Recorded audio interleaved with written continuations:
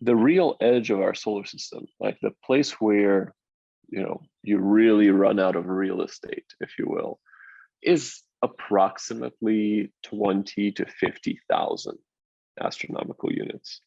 And that's the boundary where the tide from the galaxy, right, the gravity from the pull of the galaxy overall is basically starts to modify the orbits in an appreciable way. And that edge is marked by the end of the Oort cloud. That's where the long period comets come from.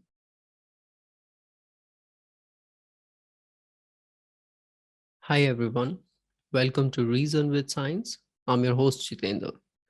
This is a conversation with Konstantin Batygin. He is a planetary science professor at Caltech, known for his work on Planet 9. He is also a part of a rock band, the Seventh Season.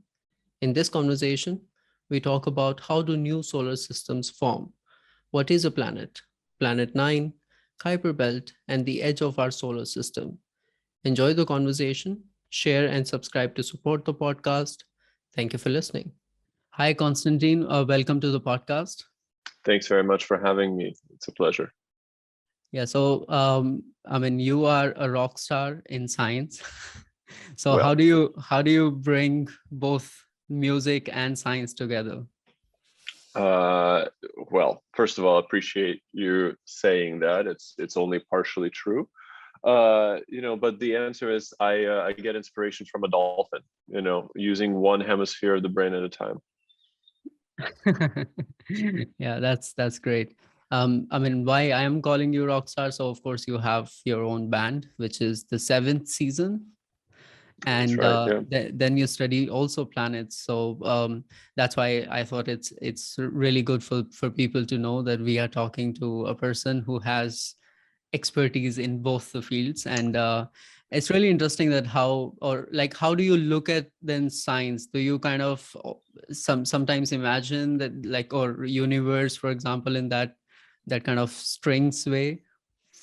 Yeah, look, I think that the two things are linked very closely, right? Yeah,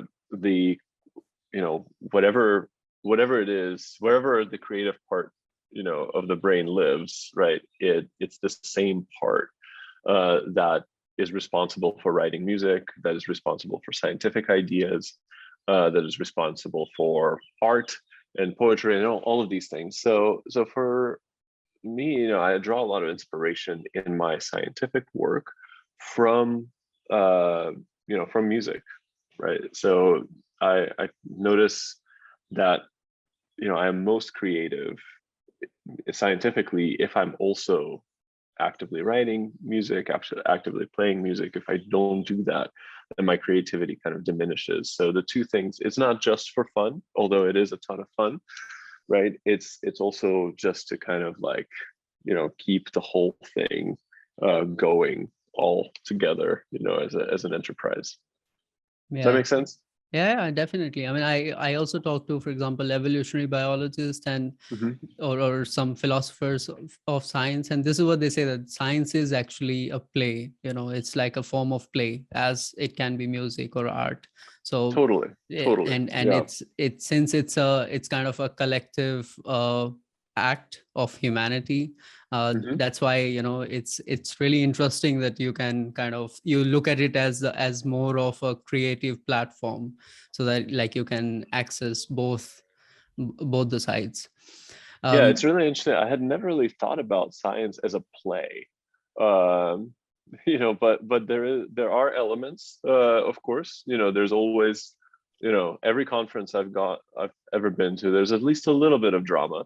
So Yeah. I've never heard that before. That's pretty cool. Yeah. So, if people want to look at your play in music, I will put the links down. But now Oh, let's cool. talk about science. So, Let's do it. yeah. So today we are going to talk about the edge of our solar system. But before we go to the edge, let's start with how a solar system forms. Yeah, the story of how our solar system formed is one that's been retold so many times. It's sort of like worn flat from retelling. And what's amazing is that it's not like calculus, for example, where you can imagine learning about calculus in, I don't know, 1850, and kind of learning the same thing and having sort of the same ideas. Maybe some notation would be different. Some of the methods would be a little bit more advanced today, but kind of the basic story is the same. With solar system formation, it's really not that way, right? It's a very active field. So I'm sure that whatever story I will tell you now will be outdated in a little bit of time, because we're always coming up with new ideas. But the basics of the parts that we sort of know are true is that the process of solar system and generally planetary system formation begins with the formation of the central star, right? That comes from the fact that most, if you kind of travel through the galaxy, you will notice that there are clouds of hydrogen and helium gas that float around the Milky Way, and they're very kind of complicated, turbulent structures. But if you had ears that could hear at an astonishingly low frequency, you would sort of hear them rumble, because they're turbulent entities. And as these clouds cool, right, lose their energy to the background space, eventually the binding kind of the binding force of gravity causes elements within these clouds to collapse, and then that's how stars form. And everything that we then inherit as a planetary system is a consequence of angular momentum conservation during that collapse.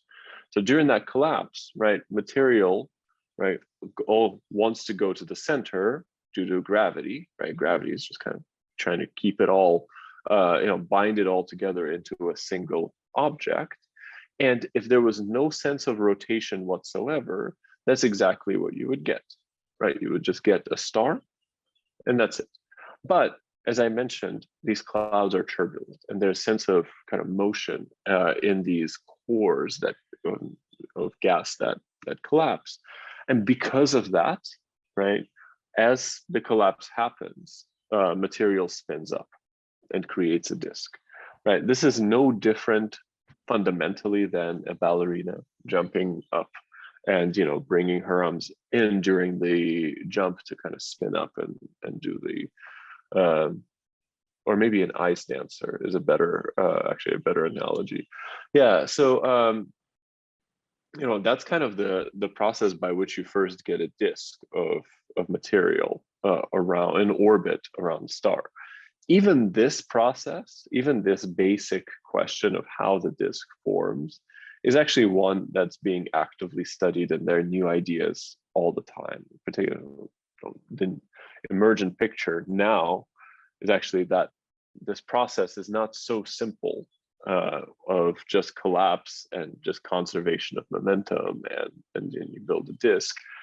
Turns out if you account for magnetic fields and magnetic braking that ensues during this collapse, then the story changes a little bit. But qualitatively, this part is true.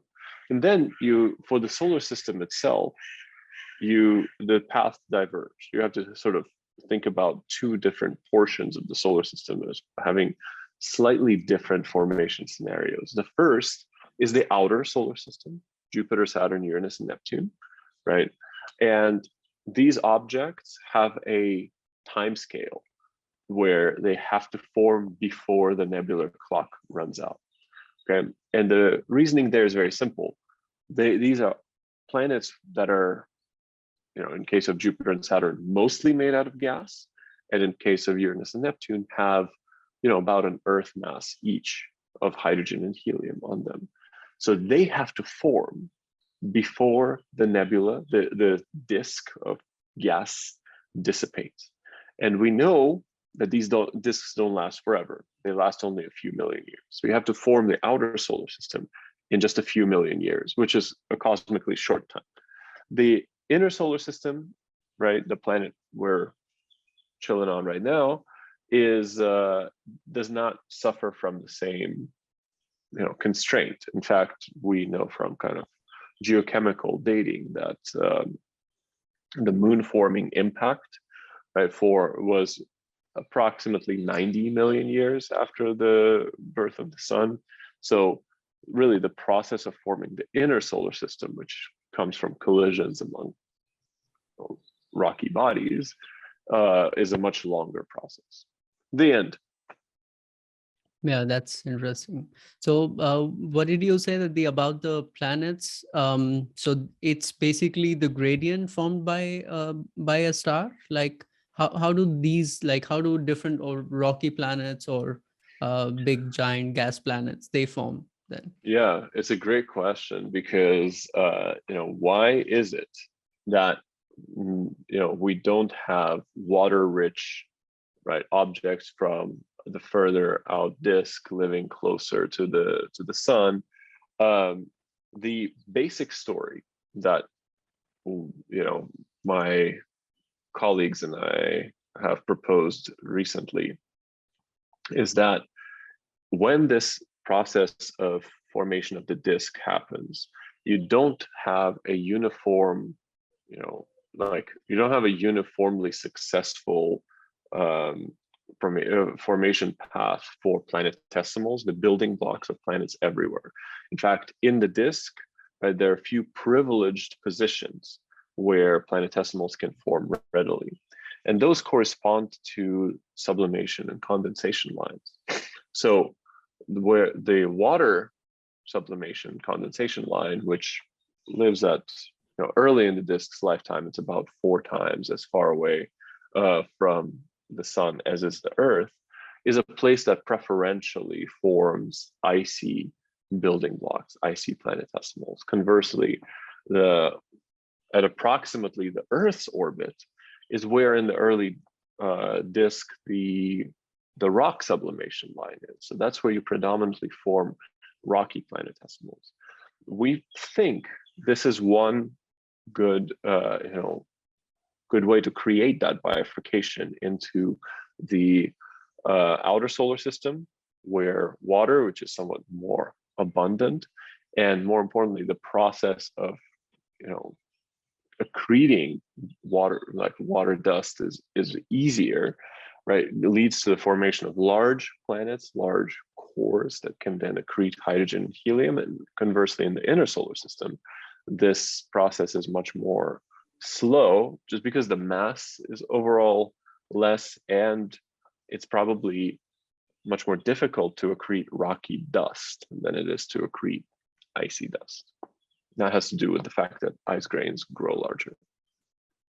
Yeah, so there are a couple of terms there. Maybe we can also kind of explain. So the disk actually means that it's like literally a disk, or this is how you kind of model it or look at it, right? This anagram thing that the so if you go and like look at at young stars, right, many of them are, and now there's like kind of real pictures of this, right? This has been a real revolution in the last really decade and a half, that we've started to see disks in real images. But yeah, it's basically a washer. If you think about a washer that surrounds a little point mass, and the disks themselves have kind of this like bowl shape, right? They flare as they come out, so they're not infinitely thin, but they're thin enough that you can say, okay, this is not a sphere, this is not an atmosphere of a star, this is a star encircled by material, and this material is not moving all together in the same way. The closer you go to the star, the faster it goes, as is dictated by Kepler's laws. Yeah, and then so the formation of these rocky planets, so the fact that we have 4 rocky planets and then 4 gas giants, and the 5th one we'll talk about a bit later. I hope we do. The point is then, is there also a kind of this Goldilocks kind of zone that so for like, if there is this much distance from the star, we can find only the rocky planets, and then beyond that, it's only the gas giants or the other form. Yeah, so it's more complicated than that. As it turns out, the process of planet formation in terms of complexity ranks somewhere between, a star, which even though a star, looks complicated and there's kind of interesting stuff going on inside, right? Nuclear reactions and like we can, I think at this point, understand to a very good, in a pretty, definitive manner, like how stellar structure operates, how stars form. And on the other side, you kind of have, more empirical things like, I don't know, insects, right? And the planetary systems are kind of in between in terms of complexity, an insect and a star. A star you can fully understand by just writing down a few, equations and saying, okay, go. We now have stellar structure. An insect, you will never make, or at least, in our foreseeable future, you're not going to make like a first principles model for an insect where you say, okay, well, an insect is composed of, protons and electrons, and let's write down, the equations for that, right? And so for planetary systems, it's somewhere in between. As a result, there is no one size fits all recipe for how you make a planetary system. And we see that in the catalog of extrasolar planets, that there's a great amount of diversity. The fact that in the solar system, we have 4, rocky ones and 4, or maybe 5 outer planets is not, does not naturally fall out of any definitive, statement. It could have been 3, right? It could have been 2. In fact, one of the really interesting things that have recently come out, right, from observations is that Jupiter and Saturn are pretty rare, right? Cosmically speaking, Jupiter and Saturn analogs orbit about 10% of sun-like stars. That's, interesting, right? Like this means that the solar system already kind of gets an A at least, like, or at least an A minus, right? If you get 90% on a test, that's like an A minus, right? So by scoring Jupiter and Saturn, already gets an A minus. And then if you kind of count up various things that then make up the solar system, it gets more and more, unique, so to speak. This is a bit of a silly exercise, actually, because that's kind of like saying, there's a very large number of ways we could put together, DNA, constituents of DNA, but like, look, I am me. What are the chances that I am me and my DNA is constructed exactly the way that it is, right? It's a little bit of that type of argument. But that said, on a basic level, the fact that we have giant planets is really important because it shaped a lot of the early architecture of the solar system, and giant planets are rare. Yeah, and then is it so you said that the first it'll be the giant planets that they will form in any solar system, and then it'll be the inner ones, the rocky ones, or so that's the way it was in our solar system. We don't know for sure if that's this recipe for other solar systems as well. We know that if giant planets are going to form, they have to form before the gas is gone, right? That's just kind of basic budget question, right? If you're going to accrete gas, you better form before the gas is all gone, because then you won't be able to accrete it. For the rocky things, it's like for the solar system, right? You can draw this out for a long time. For many of the planetary systems that we observe around other stars, the rocky planets are much more massive. Well, and by much more, I mean a factor of a few, okay? So if you're talking about planets that are a factor of a few more massive than the Earth itself, what you can then kind of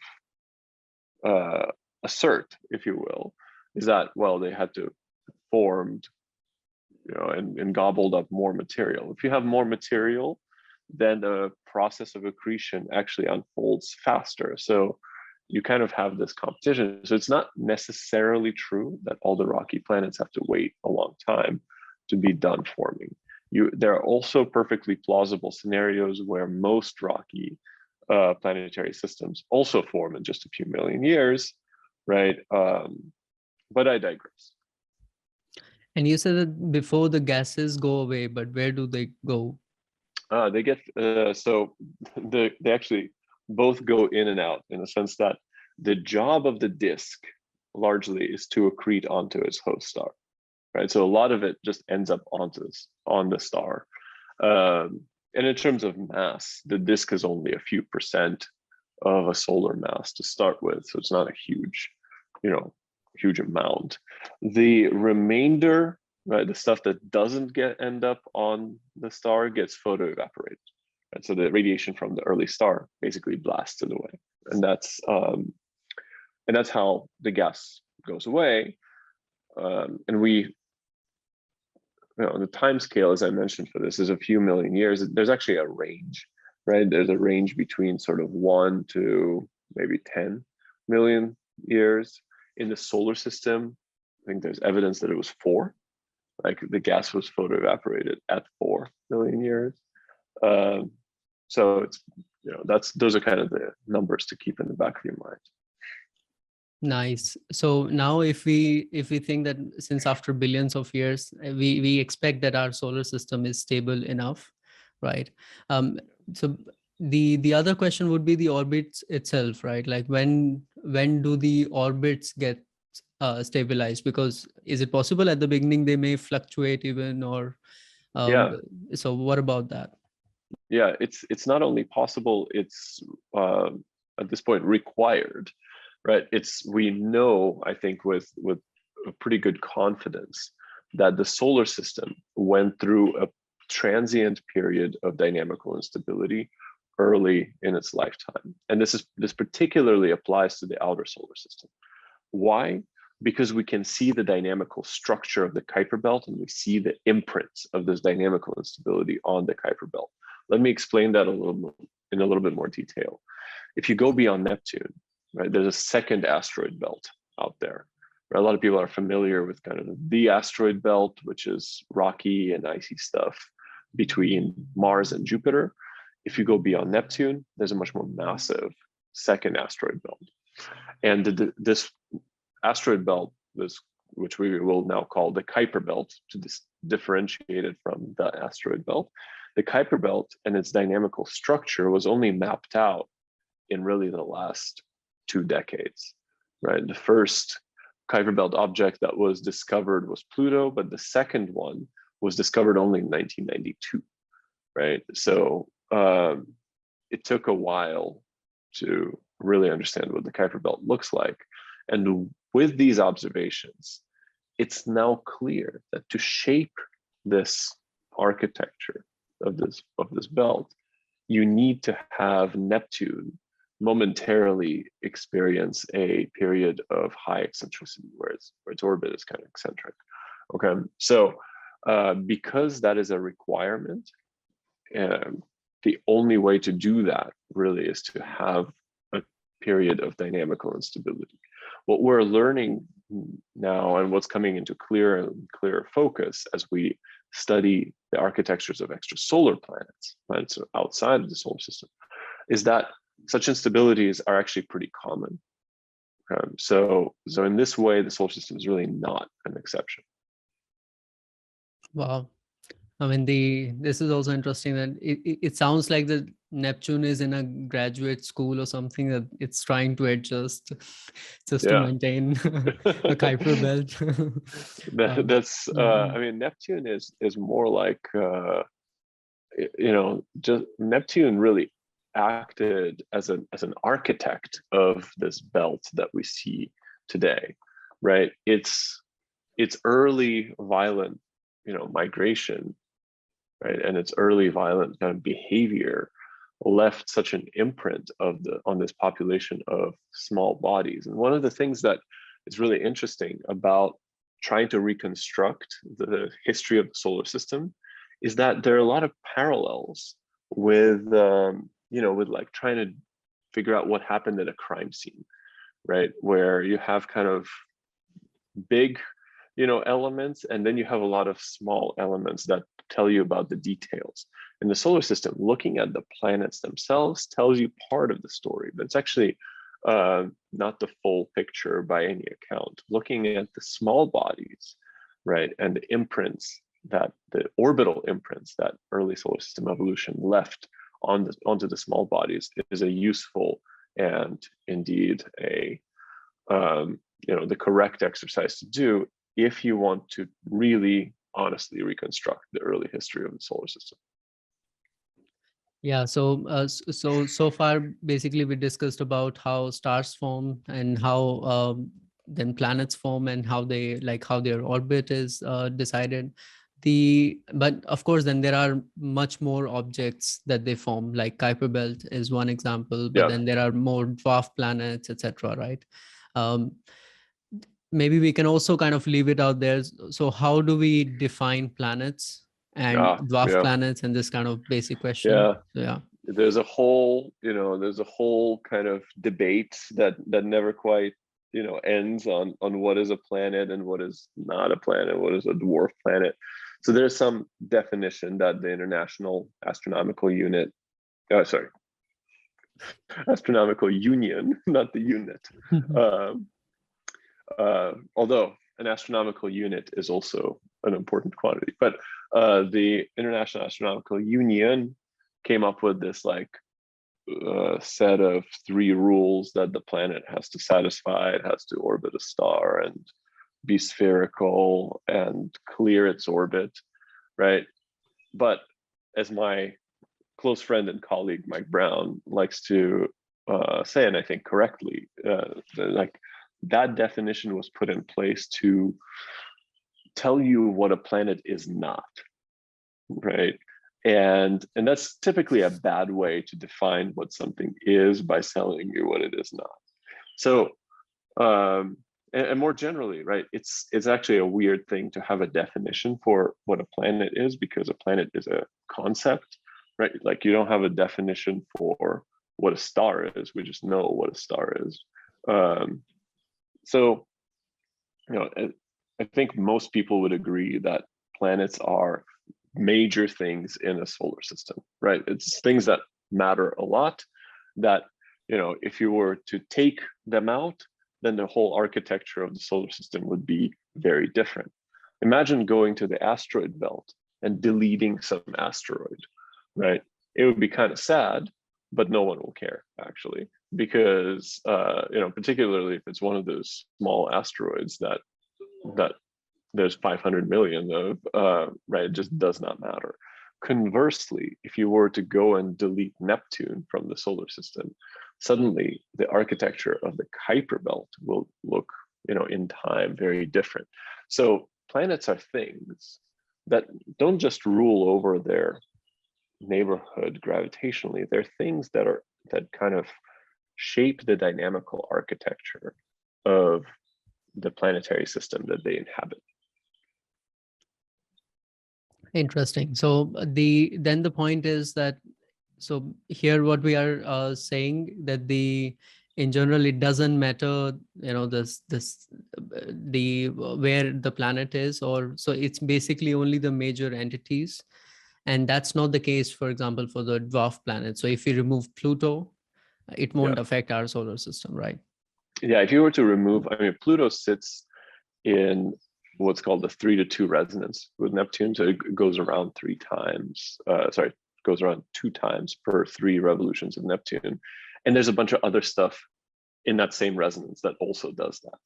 And if you were to take out Pluto, maybe some of its neighbors will notice a little bit, but the overall architecture of the 3-to-2 resonance is not going to change appreciably, right? In fact, if you were to, I think I did this exercise a few years ago, where if you have Pluto integrate, do a simulation with Pluto where it has its own mass, or set it equal to 0, right, then the two things are indistinguishable. Like Pluto's orbit is largely unaware of its own mass, so to speak.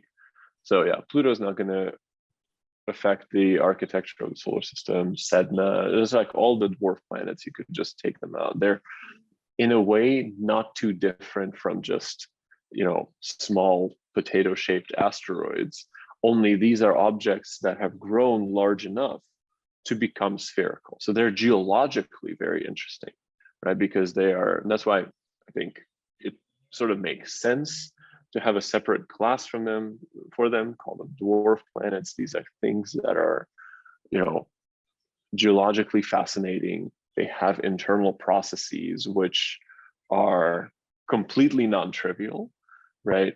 At the same time, they're not important to the overall architecture of the solar system. And when you model the solar system, basically, so this major impact would come because of the gravitational pull, like that's the major force, or? Yeah, that's the most important one for sure. If you're going to model the early solar system while the gas is around, you cannot get around also modeling the gas itself. And the gas itself is a fluid.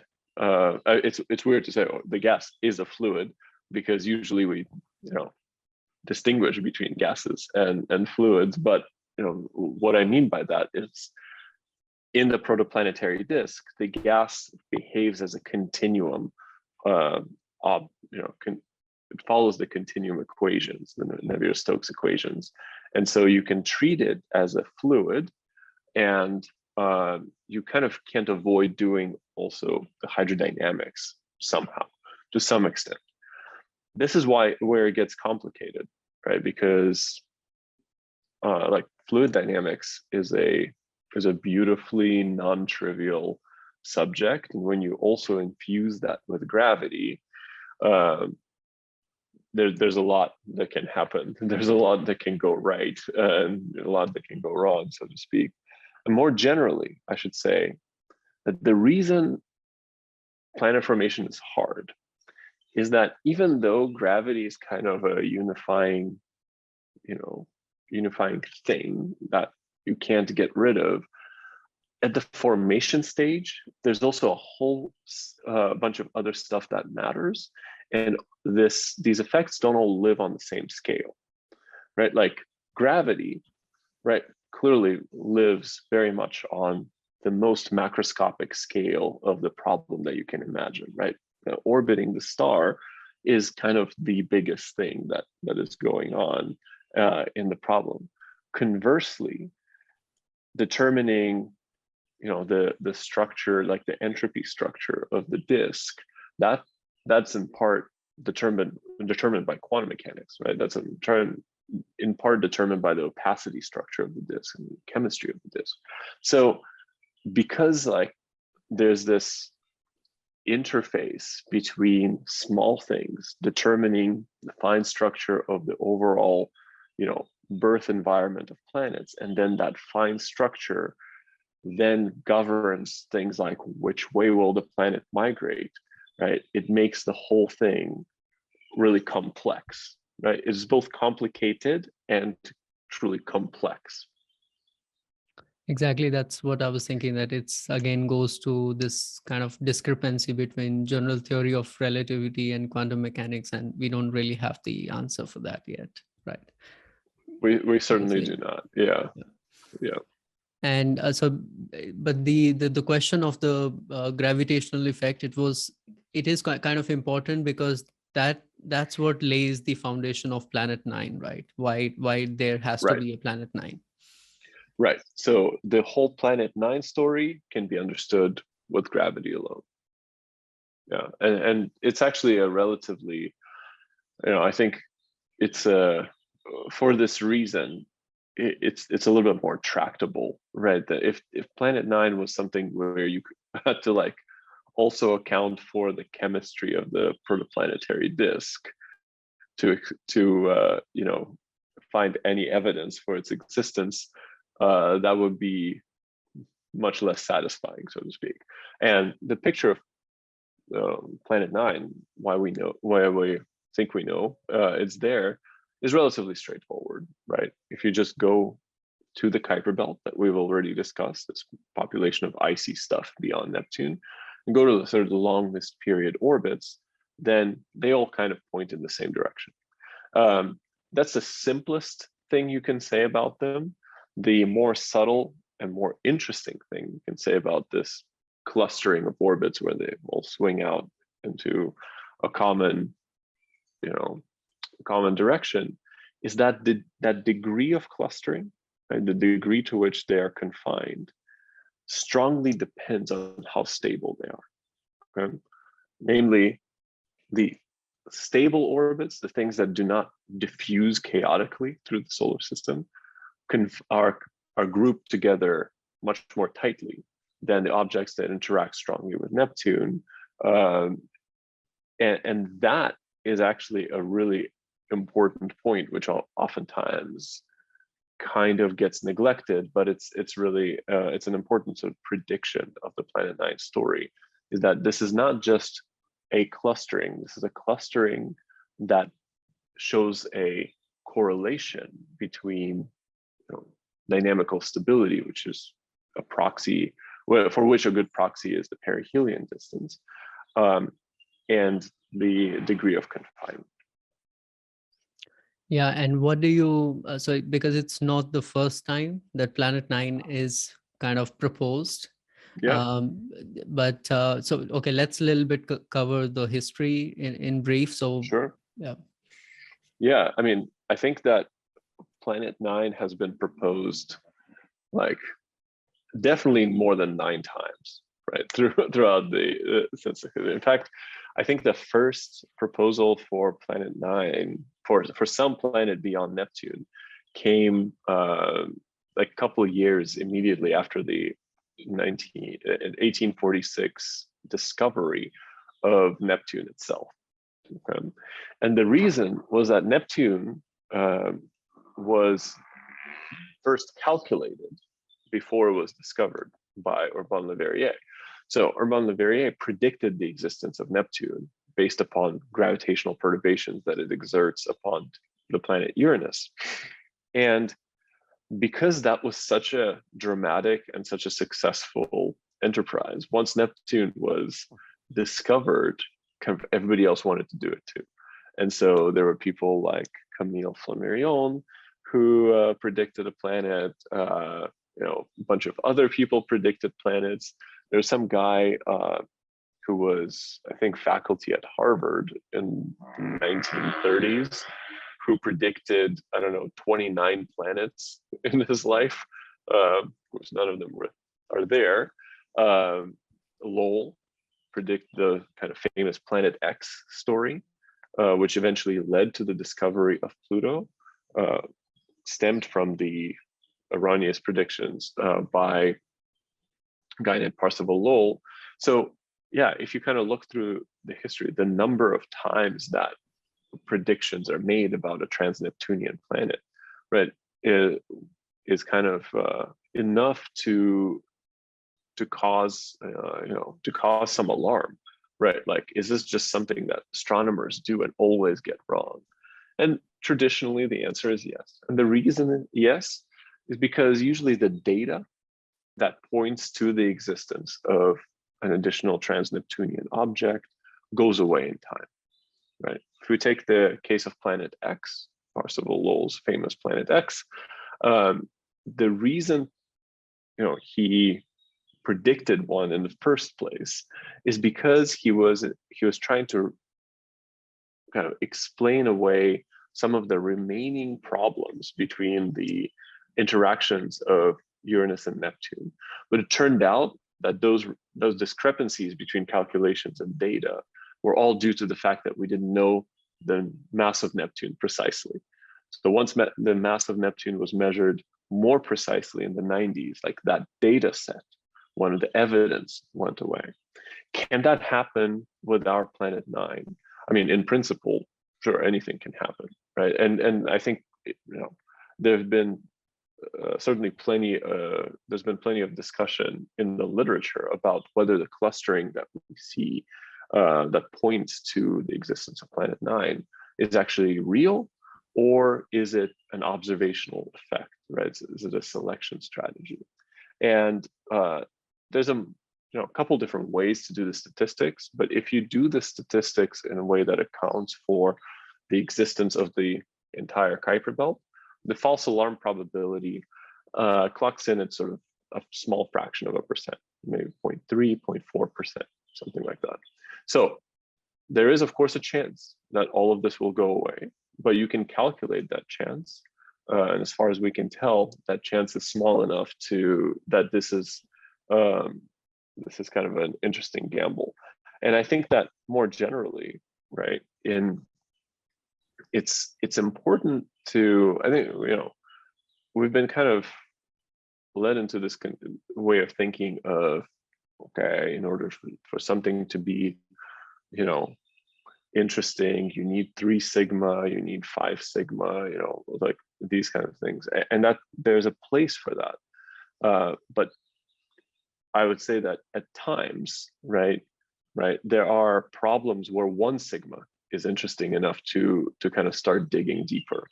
And the Planet 9 story, right, is not 1 sigma, it's also not 3, it's sort of 2.5.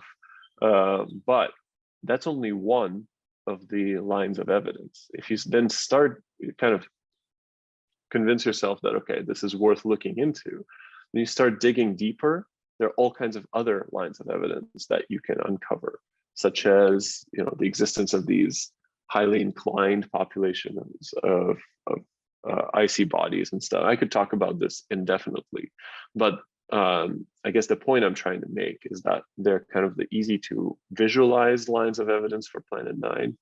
And once you follow the thread, you discover that there's all kinds of other stuff about the solar system that points to the existence of Planet 9. So that's what makes it a compelling story, if you will. But the next step is simply the evidence from telescopes, right? So yeah. Why we don't have that evidence yet? Yeah, it's really dim. The Planet 9 is really far away, right? And it's really, really dim. And I used to not appreciate just how hard it is to be an observational astronomer, right? And it's not just the fact that you have to stay up all night, right? Like that's hard enough as it is.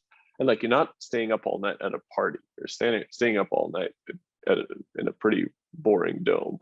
The real problem is that when you're looking for Planet 9, okay, even if you're using some of the biggest telescopes on Earth, right? Like we're using the Subaru telescope, the efficiency of that search is not that high. Okay, and the reason the efficiency is not that high is you need 3 nights, okay, where night after night you have basically perfect conditions. That does not come around very often. And the reason that doesn't come around very often for the Planet 9 search particularly is that the prime kind of time to look for Planet 9 is December. Okay, these objects, all these Kuiper belt objects from which the kind of original story followed, and indeed the portion of the sky where Planet 9 we think is up in December and January. In the northern hemisphere, right, on Mauna Kea, where we go to observe, the conditions are, generally Mauna Kea has great conditions for astronomy, but you kind of get clobbered down by weather in December. So from that point of view, we've discovered that we're at a bit of a disadvantage, right, when trying to find Planet 9 that way. But importantly, looking for it with a telescope is not the only way you can do it. You can also look for direct gravitational influence of Planet 9, and my colleagues in France are actually leading the charge on that and coming up with really interesting results. So it's tough, but we do the best we can, right? And hope that we will, within this decade, come up with a discovery. Yeah, let's hope that. But that question is interesting in a way, because of course we think that we understand a lot about our solar system, but we don't understand that we understand the part where it's more brighter, like where there is simply light. So we are following the light, but then there are parts where either these objects, they don't absorb the light or don't emit it, and we can't really see them or study them, right? Oh, absolutely. Yeah. Most And of the this solar is system is unexplored. exactly, and this is where this of course the infrared part, which will help us definitely. But then what do you think? And the other method that you mentioned is the gravitational, what was it? Gravitational Yeah, something. so this is basically looking at spacecraft telemetry and asking, does that show some, some hint of the existence of some other object? So you can't see it with light, right? Largely because you just don't know where to look. But if you then say, okay, if you can see it with light, it still has gravity. And can you kind of tease out its gravitational signal? It's a very, very difficult thing to do, actually, if at the detailed level. And the reason it's difficult to do is that you don't know all the other stuff that's perturbing spacecraft, right? If you put a spacecraft around, say, Saturn, such as the Cassini spacecraft was for a long time in orbit around Saturn, unless you perfectly know the masses and positions, I mean, down to like tens of meters of every satellite, and particularly Titan, which is the massive satellite in orbit around Saturn, then you're going to have a hard time differentiating gravitational pulls that are coming from some distant object, 100 astronomical units away, or, is it that just I got the location of Titan wrong? So it's a very, very difficult problem to solve at the detailed level. But at the same time, the payoff might be, a remarkable kind of hint, remarkable clue towards the detection of Planet 9. And one astronomical unit is distance between star and our blue dot, right? Like that's correct. Yeah, us. that's right. Yeah. So one AU is the distance between the Earth and Sun. Yeah. So, and what about the Kuiper belt? Because that's also kind of obstruction to spot Right. Planet 9, right? Yeah. So the other source of error, as you correctly are pointing out, is the fact that we don't know the mass of the Kuiper belt perfectly, right? Because we can't see everything. So Planet 9 would be like a rocky planet or gas giant. Relatively the size? What can you guys predict already? We really can't. We can guess, but we really cannot calculate it. We can calculate the mass. We can calculate the orbit, and the mass clocks in at about 5 Earth masses. Okay, so that's something on the order of 5 Earth masses is going to be probably a couple Earth radii. But what we cannot do is tell you anything about the composition of this planet. I mean, it could be a 5 Earth mass hamburger, right? And it would exert the same type of gravity that a 5 Earth mass planet would, that a 5 Earth mass, I don't know, wrench, right? All of these things are kind of on the table. The reason we think it's a planet is that typically objects that the universe produces in the 5 Earth mass range are planets. Oh, that's interesting. And what about the orbit then? I mean, are you able to predict it? And I think that can also help in narrowing down the search if we can predict it correctly, right? Right. So we have, we think we know the orbit to some, with some kind of non-negligible precision, so to speak. Right. So to give you kind of characteristic numbers, right? We think the orbital period is about 10,000 years. And we think the orbit is tilted with respect to the plane of the solar system by about 20 degrees, right? That also comes from the common tilt of these distant orbits. They're not only pointing into the same direction, they're all kind of tilted.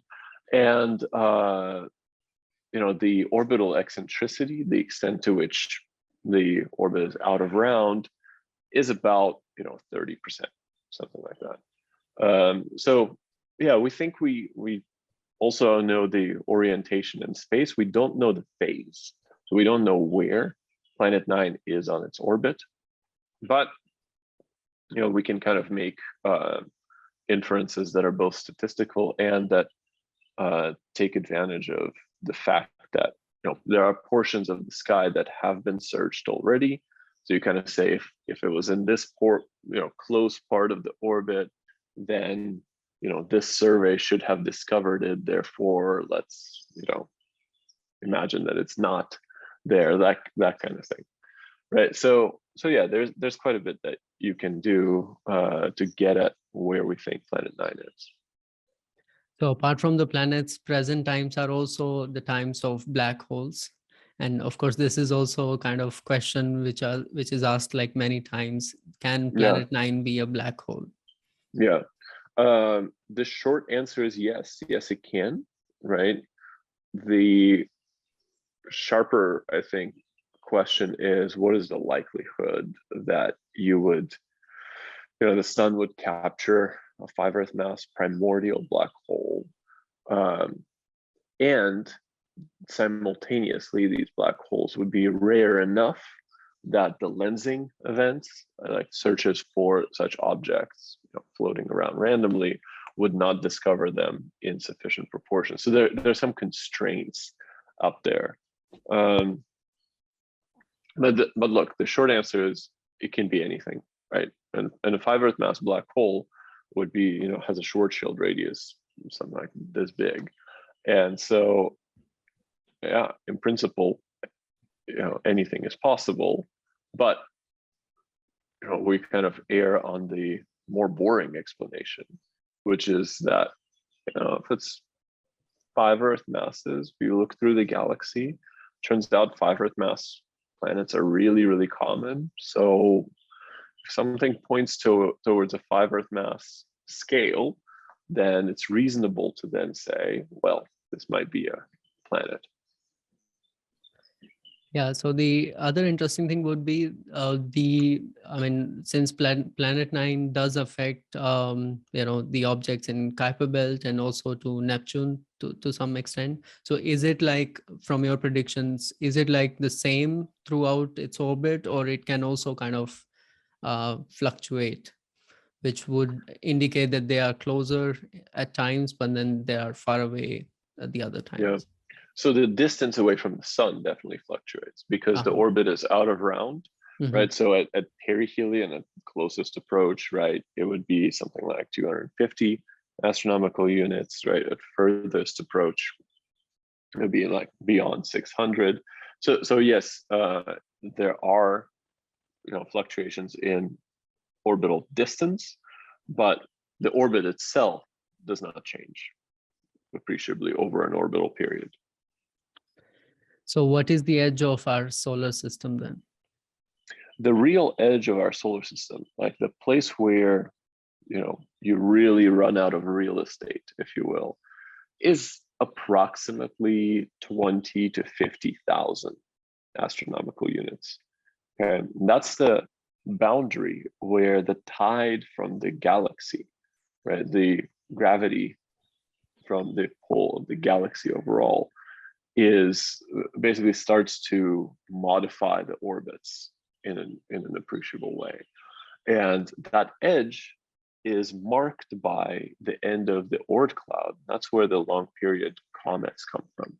And so occasionally we'll have comets that you can measure their orbital trajectory and deduce that their period is this astonishingly long, tens of thousands, maybe hundreds of thousands of years. Well, hundreds of thousands, I think, must be pushing it. But that's really where the solar system ends, so to speak. Everything beyond that you cannot attribute to the sun's neighborhood, if you will. So everything we've talked about, right, is parked really, really close to the sun. If you think about the overall real estate that the solar system has, that the Earth is one, I don't know, 20, 50 thousandths of, in terms of proximity to the star, like when we're talking about things we cannot see yet, right, like Planet 9, which might be at 600, that's still a small number compared to the gravitational edge of the solar system.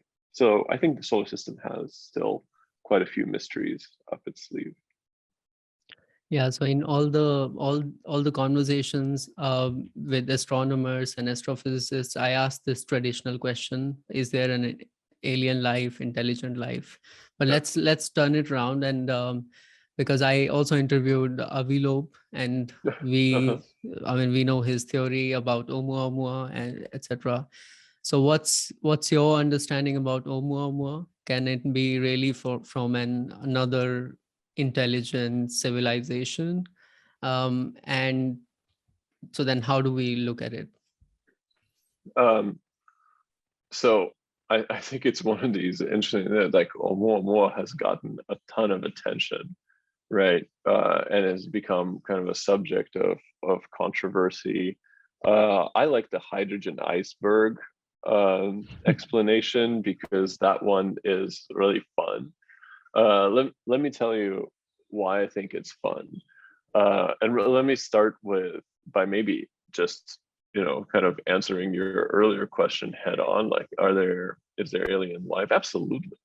Of course there is, right? It is a statistical impossibility that the Earth is the only place in our universe that hosts life, because life is just some consequence of chemistry. We don't understand how life starts, but it is right. It is a natural process. There's no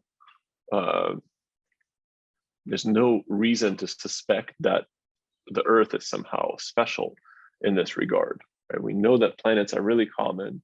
We know that conditions where life can exist are probably also pretty common, right? So absolutely, there's life elsewhere. The sharper question is, where's the closest life, right? Does it live in the oceans of Europa? And this is not Europe, this is Europa, the satellite of Jupiter, right? Is it icy satellites, or do we have to like travel halfway across the galaxy before we spot the first life? So that question, it remains unanswered. Of course, we haven't found extraterrestrial life in any definitive manner, but I think the notion that life exists, that's almost a boring question. Of course it does.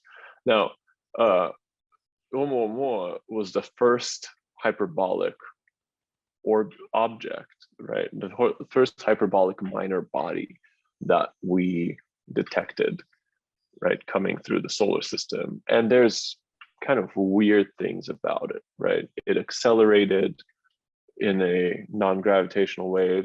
Actually, all comets do that, but didn't have a coma, right? So then you can sort of have a multitude of explanations for it, right? You can say either it's an alien spaceship, or you can look for a different explanation. And one of the more kind of creative natural explanations out there is one that Daryl Seligman and Greg Laughlin have kind of advanced, which is that it's a planetesimal made up of hydrogen ice. And hydrogen ice planetesimals have never been observed before, but they are inferred to form in starless cores of these giant molecular clouds that we started with. So I like that explanation, because how cool would that be? Well, actually, the answer is it would be 7 degrees Kelvin. We know exactly how cool it would be. But, it's like, if it were a new astrophysical type of object, I would find that to be truly remarkable. So the good news is there'll be a lot more Oumuamuas coming, right? The Verruben Observatory is coming online later this year, and we'll detect a whole bunch of them. So yeah. I think the great line that you basically said is the Oumuamua is the first this weird object that we observed, because that's the point. It may be that our observation is so small yet, and that's why we look at it like this, weird stuff which is happening, but it's not the case. Maybe it's just that we need to kind of spend more resources, observe more, collect more data, and then we'll start seeing that it's quite common in the universe. And as to the question of alien life, I think this is the important part, that we need to work more. I mean, the fact that we don't even understand our solar system to that extent, that already shows that how much time and resources we need to spend more.